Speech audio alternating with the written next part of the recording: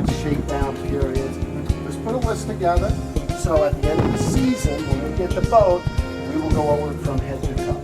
Okay? So just to give you a little perspective, 21 and a half foot boat, right? She rides incredibly well. Coming out of the water, you want to keep the engine down, right? And as you're coming up on plane, you just bring her back up and she'll run perfectly. Okay? You'll probably never use the trim tabs unless you have multiple people on one side because they run really, really straight. Okay? You're going to just alter your trim pretty much with the engine. The only time you're going to use your trim tabs on this boat is just really for lateral movement. Okay? Back of the boat, you have your dual live wells. Okay? Now, when you turn them on, these are always off. Open that up, and then water will start pouring inside there, so you can put those plugs in the bottom. Okay. Fill it up, and that's for your bait fish if you go fishing, quite frankly. And approximately how high do they fill? Fill right up to the top. You see that strainer off to the right? Yes. That'll start pouring out when she fills out to the top and go right out the side. Gotcha. So keep them up, let them fill up to the top, then disperse it. When it gets to the top, it stops. You can stop it. Then a fish are in there for an hour or so. Turn it on again and let all the water itself aerate. That's correct. Gotcha. Okay.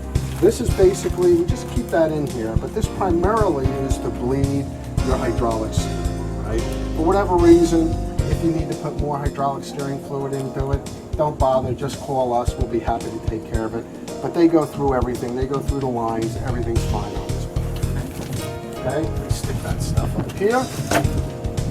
Basically, if you put electronics down below, next time if you want to put electronics in or anything, let us know, we can do it, or if you're going to have someone do it, that's fine. Okay. But you know, primarily everything flush faced.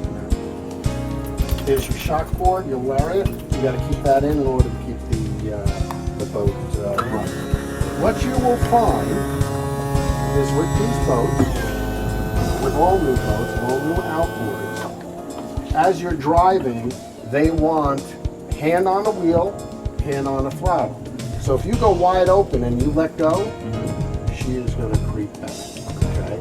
Now that's done by the industry. The reason why they do that is they don't want a boat acting like a torpedo, jettisoning down the Tidewater River, right? You laying on the floor. Because theoretically, even if this was connected to you, you could be down in the bowels of your hull and the boat could still be going. So just be cognizant that that's the new feature on all outboards, is they're going to progressively come back on. Tilt steering, okay, operated by your switch down below. Navigation lights, anchor lights, on obviously. Live well, wash down, facilitated right there. Just get a just one of those coil hoses. Coil hoses. This is nothing more than storage back here. It's self-draining, okay? All your bilge pumps and everything are behind in here, but no need to worry about that, right? Courtesy lights around the side. Gotcha. So at night, if you're whining and cheesing, and 3 accessory lights, or switches, excuse me. This is for your cell phone or portable spotlight, gas, amps, speedo, RPMs. Now, one thing you need to be cognizant about the Yamaha. On the back, if you look at the back of that Yamaha cone that's in the water, you see it touching? Yes. Right in the middle, 3 inches up from the water on the inside on that back plate, is a tiny, tiny little hole. That hole operates the speedometer. Okay. In this area down here, It gets clogged. religiously. So one of two things. You can constantly hit it with the scrub brush, but let me tell you, it's almost a futile attempt down in the bays here because it's so tiny to get the little pieces of silt and weed. So when you see the speedometer stop working, that's exactly what it is. It's just got to be clean. Sometimes you get goop in it. What we do is every year we'll blow them out for you when we get the boat back, make sure it's, but I mean, even on my boat, I just can't keep it from getting clogged up. They're just too dirty down in these bays with all the traffic. So just be cognizant. Gotcha. Starting them, you know, they're just basically bring them right down into your neutral position for the most part. Oh, by the way, that yellow cord right there, that's tied right up into your infrastructure, into your conduit. So if you elect to put electronics on, that's how you're gonna pull all this. That's how it's gonna Yeah, pull. yeah, Okay. It actually tied through here. Tied through here, up- gotcha. Up through down there, so it's your whole pull string. Yep, so just leave that You need there. the life vest too? And that kit? Well, I'm going right around the corner. I don't know. Suspect I'm going to get. We're just going to go right back to Arnold's regular here, so not right now. Alright. Obviously your cup holders, do not use abrasives on the powder coat. No. Soft cloths, sponges, that's all you need on that, right? Otherwise you will scratch it, okay? So it's just on your cleaning materials, the Mr. Clean Miracle brushes, Yeah. those phenomenal. Soft scrub, phenomenal. Tilex, phenomenal. That's probably all you really need. Okay. Jump seat. Now, what we do recommend is every time you use the boat, there is a wash down right here. Just disconnect this. Okay, put your garden hose on it. Right on there.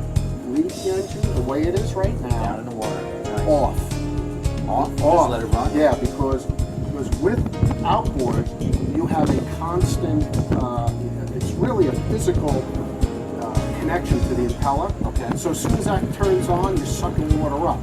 So if you're sucking water up and trying to blow it back down, it's not going to work. Gotcha. So you leave the engine off, you just leave it in this position, take your garden hose, turn it on, let it run for 5-10 minutes, and you're absolutely perfect. Every time you use it, the thing will be taken care of. It works that efficiently where I was driving my boat, one of the engines sucked up some seaweed and literally overheated, and it will shut down automatically, just so you They know. overheat? Absolutely. You'll bring it down to about 1,000 RPM, 1,100, so you don't do any damage to the engine. I brought it back home, put the garden hose in it for 15 minutes, I took care of it. There's tiny little orifices between the four strokes. So every time you use it, make sure you take care of that. Starting, neutral, make sure all your clips are together. She'll start right up. You don't even have to give it any gas. Even if you want to do neutral with gas, you can do it that way. But these things will start. Compass, one thing you need to know is your courtesy lights, right? Yes. That's for night driving, that's for day driving. Gotcha. What we've done purposely is disconnected the spreader lights, put them over the side. I think we went over Yeah. that because a lot of times if you're playing around with it, you hit that, they're on, you don't even recall it, you're walking away from the boat, you're killing the So battery. this is dead. Dead. Gotcha. You can use it for something else if you care to, but it's definitely dead. Okay. Okay? Inside, you have your porta potty. You got your porta potty. Yep. And you have your three-sided isinglass. Okay. You know, my suggestion is leave the isinglass off. You know, don't even bother putting it on.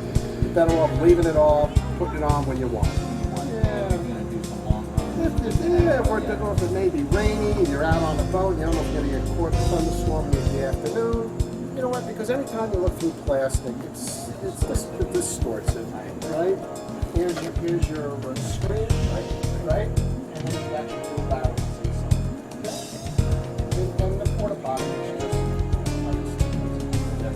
you never get these. I end up taking them out. Yeah. I end up taking them out. All your bolsters come out, you know, all your cushions come off. Right. But just be cognizant, the more you take them off, the more you pull them on, the more you're wearing them and you're pulling the snaps off of them because they're made to stay pretty tight. Right. You know? So that's pretty, and this is your storage up front. Underneath, okay? You put life jackets and stuff like that. And this is your cooler underneath here. Okay? And that's when you do it. Yep. Here. And these all, everything comes off. That's So, it. This is and that's your anchor storage. Anchor storage in here. Yeah.